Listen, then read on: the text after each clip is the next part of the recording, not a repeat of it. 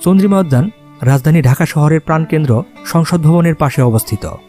সাবেক রাষ্ট্রপতি বিএনপির প্রতিষ্ঠাতা জিয়াউর রহমানের সমাধি এখানে অবস্থিত।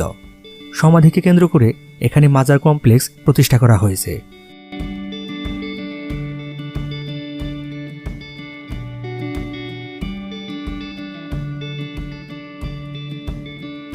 প্রতিদিন অসংখ্য দর্শনার্থী এই উদ্যানটি এবং এর পাশের লেকটি দেখতে আসেন।